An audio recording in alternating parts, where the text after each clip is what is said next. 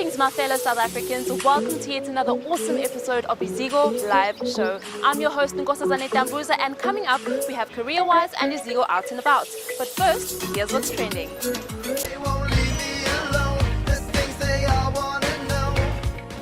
Since this is the week that Nelson Mandela was born, Mandela Day has been trending.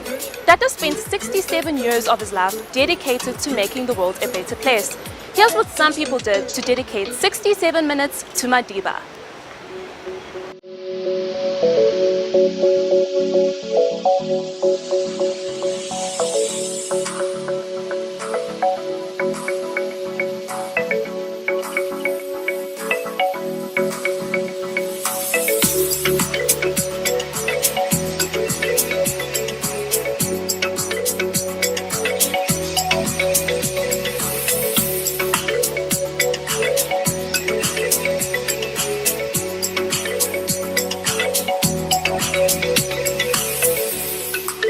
Doesn't that just melt your heart? Well, from the goosebumps that Mandela Day gives you, to the slightly more hectic stuff that our country is currently facing, Baleka Mbete, Speaker of Parliament, was set to make a decision on the vote of no confidence against President Jacob Zuma. But instead, she pushed the matter further for debate on the 8th of August.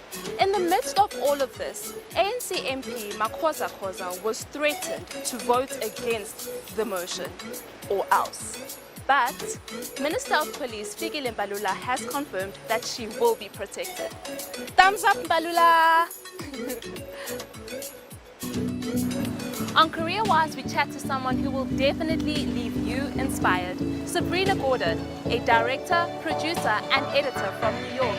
She was a delegate at this year's Durban Film Art.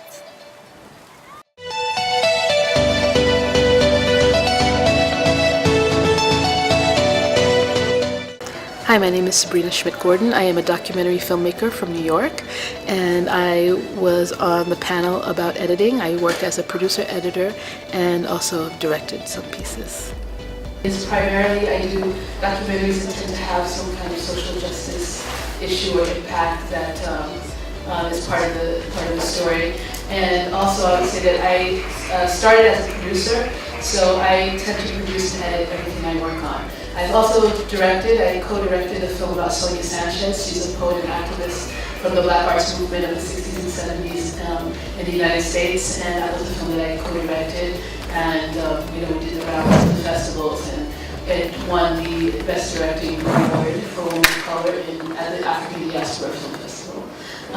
Currently I have a film that I produced called Quest that premiered at Sundance, and it's been showing in festivals all over. Unfortunately, we didn't get to show it here, but I'm working on the impact campaign for that film. So, some people it's interesting because I produce and edit. Some people know me as a producer more. Some people know me as an editor more. I think it a little bit more on the editing side, but yeah, I do both. Well, I thought the session was great. People had lots of questions. It was very interactive. I was able to speak a lot from my own personal experience as opposed to like a theoretical conversation. I think ultimately, what I hope people get from this session is a real appreciation for what the role of the editor is. In a film, particularly in documentary film, that's what I do, independent documentary film, and because I think sometimes that can get very confusing, and I think ultimately what we want to focus on is that the editor's role is really to sort of execute the vision of the director in a way that is, especially for documentaries, that is journalistically rigorous, but it's also aesthetically beautiful and creative, and you get to do all those things. Part of your job is creative and aesthetic in certain ways, and other parts of it is very cerebral and about building a thesis and doing this in a way that is creative and compelling and will engage viewers and engage people to invest in the story. You spoke about that you work on a lot of documentaries. Anything upcoming for you? Well, the film that I produced called Quest, which I had mentioned that premiered at Sundance, we're showing it at festivals all around the world, and we're planning a big engagement campaign, an impact campaign for the film. So we want to take it to communities all over the country, particularly in the United States, to talk about some of the issues that are amplified by the story of this family. So it's definitely a film where there's no talking heads. It's really the story, a drama about a family, but obviously our lives intersect with all the bigger issues that we're always talking about. So this is a way in to talk about that in a way that's very personal and very visceral, and not necessarily like scholars and experts telling you what to think and feel. The 8th Durban Film Arts took place at Ilangeni Hotel in Durban, and of course Iziko was there to capture the event.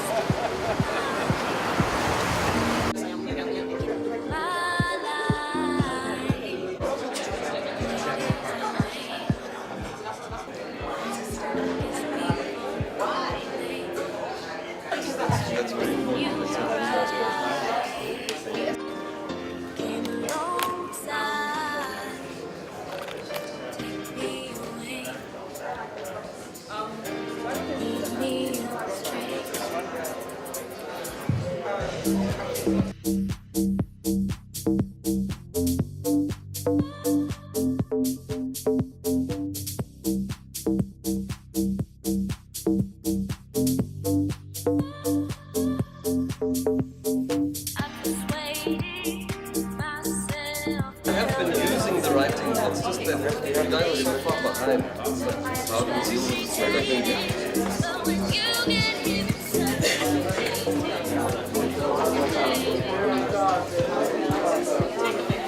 My name is Iziko. I'm a filmmaker from Johannesburg, and I facilitated a masterclass today called From Novel to Script. And I think the session was fantastic.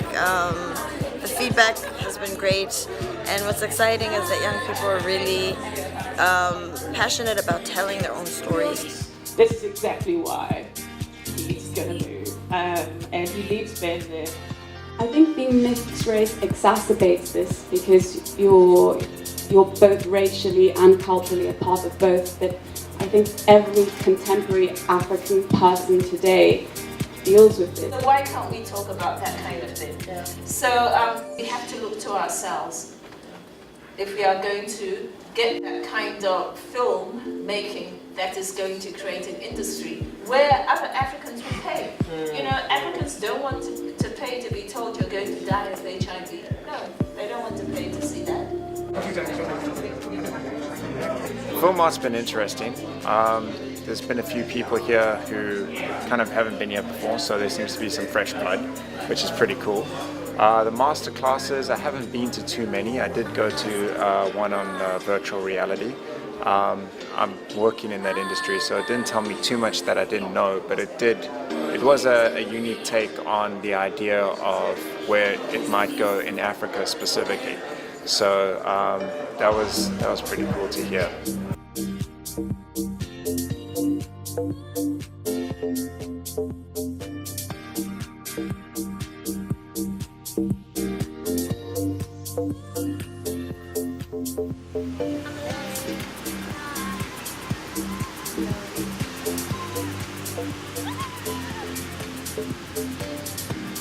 We are so blessed to have such a booming film industry in Durban.